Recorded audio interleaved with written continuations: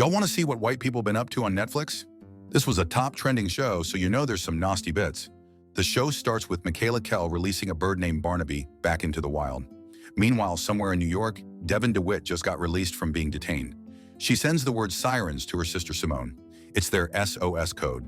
But Simone has been ignoring her. After seeing their sick dad, Bruce, Devon reaches her limit and decides to pick up Simone herself, with the fruit basket that Simone had sent. Meanwhile, Simone deliberately chooses to ignore Devon's messages. She's too busy sleeping with her boss's friend Ethan, a rich guy who lives next door. It is not allowed, but she's been seeing Ethan for the whole summer. Girl, that man's face is stretched so tight, you can see the staples coming right off. Devon takes a ferry to a private island where her sister stays. She's told by a foreign sailor that she's not allowed to smoke, but she exclaims she needs something in her mouth. So the seaman shoves his thingling into her mouth. At the Cliff House, Simone is a very hands-on live-in assistant to Michaela Kell, or Kiki for short. On top of that, they've been incredibly busy for the upcoming events on Labor Day. The husband, Peter, is still on his way back from a business trip in Japan. Kiki asks for help on how to sex Peter and use an alluring photo. So Simone uses Kiki's phone saying she wants to ride Peter like it's her dragon, Syrax. Then Kiki goes to the bird sanctuary and tells the expert that she was right, that Barnaby was ready to spread his wings and fly. Simone is unaware that her sister's on the island because she's too preoccupied with passing instructions to the staff, who all hate her for being so bossy. Even the property manager, Jose, talks shit about her in their group chat. Then one of the staff members, Missy, drops the news that someone is looking for Simone. She is shocked when she sees Devon within the property. The event is about to start, and Devon is sticking out like a sore thumb, looking all disheveled. She's pissed at Simone for not returning her messages, despite knowing that their father is diagnosed with early-onset dementia. Devon also notices how different her younger sister looks. The way she dresses has changed, and she also had all her tattoos removed, including their matching sister tattoo. To appease her, Simone lets her wait in the guest house. Devon refuses to leave without Simone and insists she has to help with their father. Then Kiki suddenly walks in. Although panicking, Simone introduces the two, and Kiki generously allows Devon to stay. Before they enter the party, Kiki gives Simone her gum straight from her mouth because Simone's breath stank. May this job never find me. There are a lot of guests at the party, including a weird trio, Chloe, Lisa, and Astrid. Meanwhile, Devon calls Ray, who is her high school friend and also her boss. She tells him to look after her father until she comes back. Ray can't refuse because Devon threatens to call his wife and tell her they've been breaking each other's backs. Because she's so bored, Devon defies Simone's instructions and leaves the guest house. Jose meets her and introduces her to the other house staff. Devon quickly realizes that there are multiple security cameras around, and all the staff can't talk about Kiki because they all signed an NDA. This is a cult if I ever seen one. Missy even warns her to be careful. On her way to the main house, Devon also meets Ethan for the first time. He thought she was the valet. She carelessly shares some facts about her sister, like how Simone was from Buffalo, New York, and that she grew up in foster care before Devon got custody of her. They both head into the party and they start a ceremony with Kiki holding a scepter. It's giving female Epstein Island. When Ethan mentions everything that Devon told him, Simone immediately confronts her sister. She says that Ethan is her boyfriend, and she doesn't want him to know about her past. However, that is the least of Devon's concerns because she's starting to suspect that Kiki is running a cult. Simone says these are her friends, but Devon says she's nothing but the help. Kiki approaches and offers Devon a $10,000 check to help with her sick father. Then she orders Jose to drive Devon to a hotel. Jose asks Devon to sign an NDA, and she even licks Jose because it's a Tourette's thing. That's what I said in my slut era too. She sleeps with a man named Morgan, who she met at the bar, and Simone bangs the wrinkly Ethan. Ethan wants to know more about her past, but Simone insists that she doesn't want to talk about it because it's all bad memories. Devon later learns that Morgan is the captain of Ethan's yacht. That night, Kiki wakes up to the sound of banging. It's Barnaby, crashing into the window repeatedly. Using a telescope, Devon takes a look at the Cliff House and finds Kiki holding a dead bird. Thinking it's some kind of animal sacrifice, she swims all the way to the Cliff House and sneaks into the house. Devon explains to Simone how she got there, insisting they have to leave because Kiki is running a cult. Simone defends Kiki, saying she's a big-shot lawyer who now runs a volunteer group in bird conservation. She tries to get Devon to understand that she's happy where she is, but Devon worries that Simone is not taking her meds. She reminds Simone that she dropped out of college and worked multiple jobs just to send her to school and ultimately to Yale. But even though Simone is grateful, she explains that she's been out of college for 7 years now, and it's time for Devon to let go with that doesn't serve her, which is what Kiki always say. Then Kiki walks in, devastated by what happened to Barnaby. She orders Jose to drive Devon back to the hotel while she sleeps beside Simone. Are they lesbianas together? Though she's weirded by it, Devon doesn't have a choice but to oblige. To her surprise, a police car blocks their way and an officer arrests her for trespassing. Simone tells Kiki that Devon is a mess because she was raised by their alcoholic father after their mother was killed by a drunk driver. Kiki finds it weird that Simone keeps secrets and gives her a chance to come clean. However, Simone keeps her little love affair with the crypt keeper a secret. At the precinct, Devon meets a big-back drunk woman named Lily Rose, who knows Rory and Sarah Kell, Peter Kell's children, with his first wife, Jocelyn. Apparently, Jocelyn went missing around the time that Kiki showed up, and according to gossip, Kiki pushed Jocelyn off the cliff. They both agree that the cliff house parties are cult-like.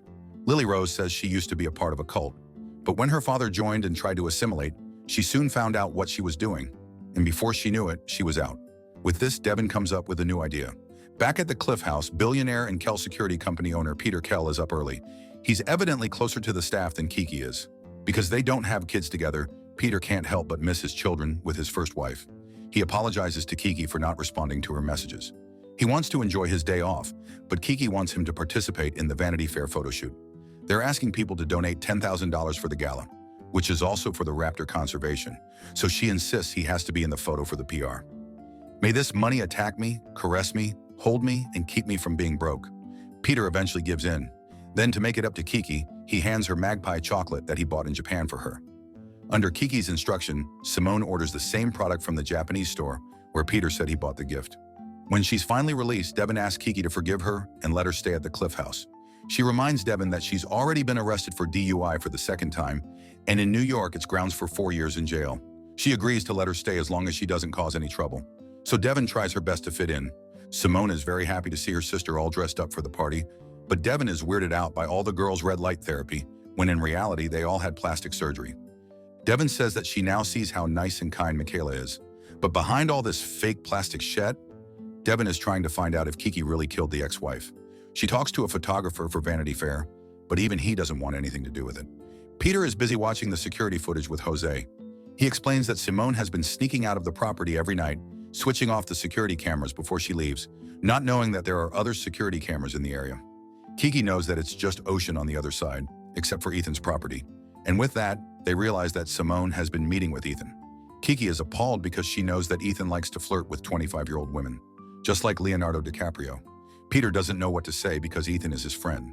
Simone overhears all of this and knows she's finally caught. She ends up having a panic attack. Devon sees the trio again, looking like the Stepford Wives, and they explain how Kiki built the wildlife preservation from what used to be a gardening club. Then Devon finds herself in Peter's private room. Peter knows who she is and what she did. However, he's cool with it. He explains that Kiki has been through a lot and Simone has been a huge help, but Devon soon steps over the line when she starts asking if Peter's wife is still alive. Peter refuses to talk about his ex and joins Kiki during the photo shoot. Even Ethan is looking for Simone, unaware that she's having a panic attack and hiding in the pantry. Worried about her sister, Devon enters Simone's room and finds out she hasn't been taking her medications. Morgan returns Devon's cell phone, which she left behind at the yacht. She admits that she's going undercover until she finds a way to get her sister out. Kiki needs Simone, so she orders Jose to look for her. Meanwhile, Ray doesn't want to stay with Bruce anymore, but Devon keeps blackmailing him. At the dead bird's funeral, the cult allegations are only being confirmed. Kiki asks Ethan to walk with her to the cliff. He agrees. Then Jose approaches Devon, saying he knows where Simone is. To Devon's surprise, she finds her younger sister suffering from a panic attack, and she goes to comfort her. Simone dreams about Ethan being dead. She wakes up and panics after realizing she's late for her morning run with Kiki. She's so afraid of getting fired. The two sisters start to argue about whose life is more miserable. Simone says she had to witness what their mom did, and that's when Devon reveals she got her second DUI. Even though she's worried about Devon, Simone is more worried about keeping her job. Kiki is surprisingly cool about everything.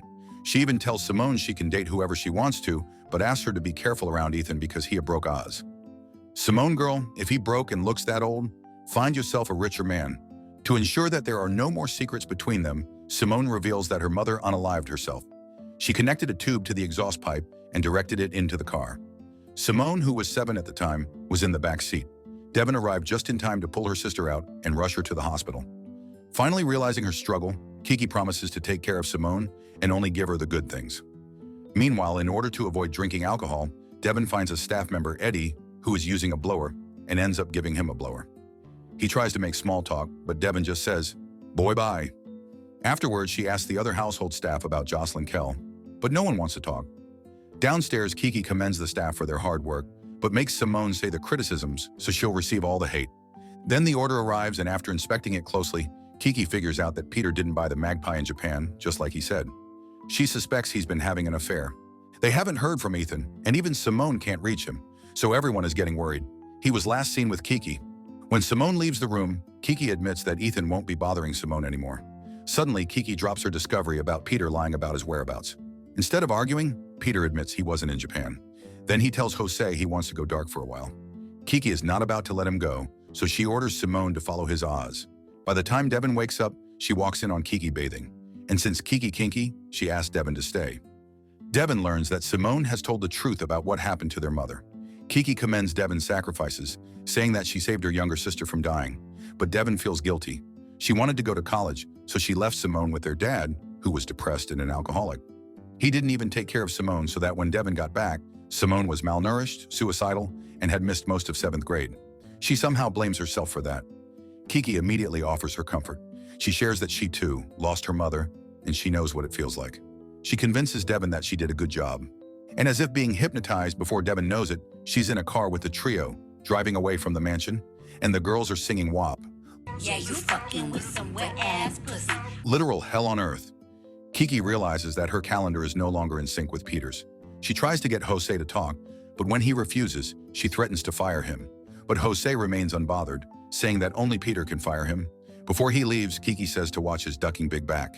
Kiki's lawyer, Phil, explains that if Peter and Kiki get divorced, she's not going to have any financial protection because she doesn't have a child with him and she signed a prenup. He advises her to get evidence if she wants to prove he's having an affair. Simone continues to follow Peter and reports back to Kiki. However, she soon gets caught. Instead of getting angry, Peter makes her join him in catching clams. Then he reveals that he wasn't having an affair. He attended his grandson's christening and didn't tell Kiki, knowing that she'll get mad. It was Kiki, after all, who wanted Peter to stop contacting his kids. Simone defends Kiki, saying that Peter's kids have been awful to her because they blame her for the affair. Back in town, the trio takes Devon shopping as per Kiki's instructions. One of the girls say, "Look at you serving royalty, slay, smash, mama, 10 out of 10. They want Devon to manifest confidence and attract love from the universe. And as if on cue, Morgan walks into the shop. Simone is worried about Ethan, but Peter tells him that Ethan usually ghosts the women he dates during summer. While they're joking around, Peter gets carried away and kisses her, proving that Peter wanted to catch her clams all along, and we will leave you on that cliffhanger. What do you guys think of this one so far? Should we cover the last part of the show? Subscribe to watch more videos like this. Turn on notifications. And leave a like, it really helps the channel out. Thank you for watching.